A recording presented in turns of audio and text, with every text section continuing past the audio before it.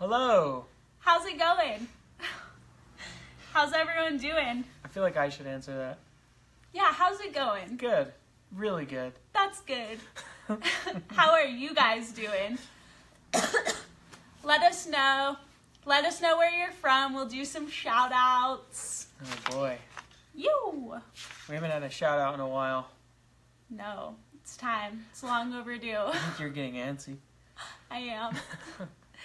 Okay, so what are we talking about today, Mace? Whoa, so today we're talking about floating with back pain and some neck stuff, I think. Back and neck stuff. Back and neck stuff. Really? Leave it to me. Really clear. Yeah. Yeah, so I actually looked this fact up today. Hi, Ellen. How are you? What's up, Ellen? From the American Chiropractic Association, 80% of people will experience back problems at some point in their life. Whoa. Like, back problems are so common. If you just like sleep wrong, I'm sure everyone's had like a kinked neck, or yeah, just lifting, and as you get older and your back just starts to go. That's so funny. Gregoris from Greece, hi! He's been here the last few weeks. Yeah, we're glad that you keep tuning in. It's awesome. Yeah. Ellen says you look great, Mason. Thank you. Aw. I appreciate that. So there's also a study done on patients with chronic whiplash, and it found that floating was an effective and substantial means to reduce pain for whiplash patients.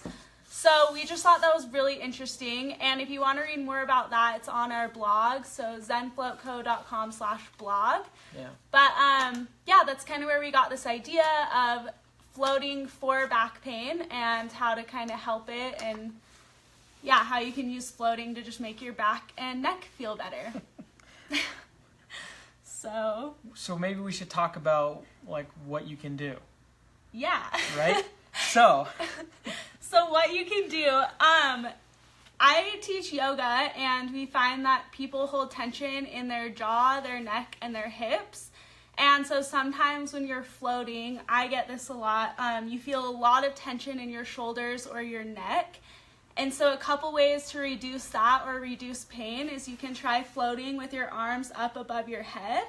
And I'm not really sure the mechanics of that, but it does help your neck and shoulders a lot. I always float with my arms up like this. It just helps kind of relax it. I do the same thing. Yeah. Yeah. What's the craziest thing to me is the jaw. Like, yeah. you carry so much tension in your jaw. So much tension in your jaw. I never would have guessed that, but like, I find myself clenching a lot. Yeah, and people grinding their teeth at night, that's a huge stress response. It's terrible. Crazy. Yeah. But, so another thing you can do for tension in your shoulders and your neck, this is a Float Ease Float Halo. It's my favorite floating pillow. You just put it on your head like this, and then it just helps hold your neck up. And I always find when I'm floating, like, I'm nervous to relax my head all the way. So this just helps me be able to relax it. And again, it just helps you find more relaxation in the tank and take some tension and stress off your shoulder and neck area. Totally. I use those every time now. Yes. It's just too easy. It is. Yeah, it's so comfortable. Yeah. Ellen said you mentioned, what does it say? You mentioned about the pool noodle under the knees helps to straighten your spine. Yeah. So we're going to get to that in a second.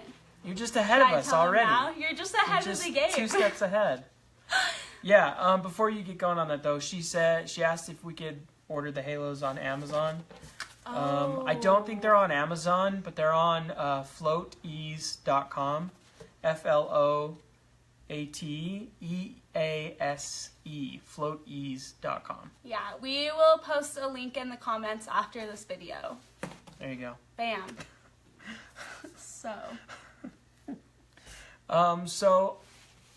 I guess a big thing also is being stiff. Yeah. Like stiffness when you're about to float can really throw you off.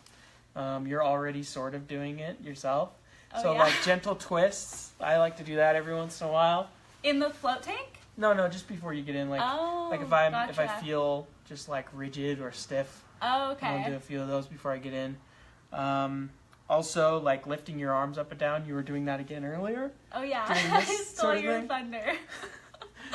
I don't even know why I'm here. We need you. And then stretching. I think the majority of people who float know how beneficial stretching is, just because they kind of go hand in hand, like yoga and stretching and floating. But if you're ever feeling very stiff or sore, do some stretches before you get in. Stretch out your lower back and your neck. And there are like jaw stretches. I'm pretty sure you showed me like a yoga move for your jaw. Anyway. Lion's breath? Anyway. That's a yoga pose. Yeah, do your stretches. Mm-hmm. And I think that's what helps me if I'm feeling very stiff. Even if you don't have back problems, I'm sure you've all experienced a stiff back just from sleeping wrong, or if you're on a computer all day or just have been at work all day. Yeah. Yeah. And that's what we do. I mean, we're here all day and then we go float. Yeah. So, if anyone knows, it's us. It's great. So the next thing, Ellen brought this up. I mentioned last week in the floating community. So if you're not part of that Facebook group, it's awesome. It's not really affiliated with Zen, so just go type in the floating community, and it's just where you can meet other floaters and ask questions and stay up on what's happening in the float world. But last week someone asked if they have low back pain. And so I mentioned this earlier, but I teach yoga, and when people are lying on their backs, if they have a lot of low back pain or tension, we put pillows or blankets or meditation cushions under their knees, and it just kind of tilts your pelvis to lengthen your spine, so it really reduces a lot of that pressure or pain in your low back. So if you experience that when you're floating because you are lying on your back, you can take a pool noodle, just those floaty, long pool noodles, and cut it in half so it'll fit in the tank, and then just put that under your knees, and it'll kind of help lift your legs up and lengthen your spine and release some of that pressure. That's awesome. Yeah. Good call. I haven't actually tried it, but I know it works in yoga, so it's kind of the same concept. That's cool too. Like if you don't have an official tool or whatever, you can get DIY and just use a pool noodle. Yeah, for sure. It's interesting. I mean, they float. Do they? So, yeah. Interesting. So it'll work. I guess one thing we should hit too, other than stretching and physical movements and things like that, is just the fact that the Epsom salt has magnesium in it. Mm-hmm. So it's magnesium sulfate, which is great for your muscles. I have a few things here.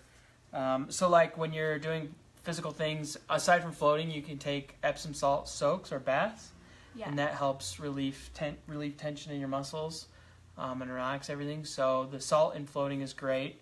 I also just learned that magnesium reduces lactic acid.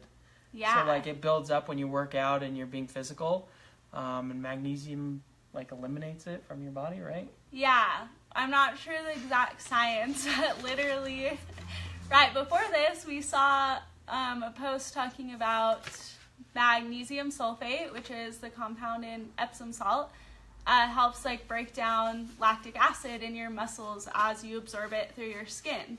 So, yeah, like Mason was saying, it's just a really good muscle relaxer and gets rid of soreness and tightness. Yeah, it's also good if you have sprained muscles. Oh, yeah. Like if you're dealing with any sort of sprain, magnesium is really good to help treat that. Mm-hmm. So, getting in the float tank and relieving the pressure and the weight along with the magnesium can be great for that kind of stuff. That's a great point that we didn't talk about. But just being in a float tank along with the magnesium sulfate, when you're lying like that, all the pressure is taken off your body. That's true. Yeah, so that alone can relieve so much back pain. I don't think we realize how much weight we carry on our back, like our lower back, all day. Yeah, especially look at both of us. We're sitting here hunched over. I'm just the worst. Great examples. This is so uncomfortable. It's so uncomfortable. Ellen's gonna try, I think, the low back float noodle. Yeah, let us know how it goes. Let us know. I'm really curious. We'll go buy some float noodles. Gregorus said, floating might help bruxers. Oh, teeth clenching. Check it out. Yeah. Yeah. I'm a big clencher. Me too. Unfortunately. I'm sure it would. Just alone, the magnesium would help relax like your jaw muscles, and being in a relaxed state would help you not clench. So for sure. Yeah. Ellen wrote another comment. Friends with MS are using magnesium shots for the pain. Yeah. Whoa. Trying to get them to float. You should definitely have them float. Yeah. I mean, tell them to get to a center if they can. Yeah. If that's an option. Just see how it goes. Whoa, I didn't know they did magnesium shots. I didn't either. It's interesting, though. Yeah. Do they do it into their spines or backs, or like into where there's have a sprain or something? Yeah, I don't know. Very interesting. Yeah. Awesome. I think that's it. Yeah, I think that pretty much covers it. That's a short one today. Was a quick one. If you guys have any questions, or if you try any of these methods for back or neck pain, let us know how it goes. Yeah, definitely do.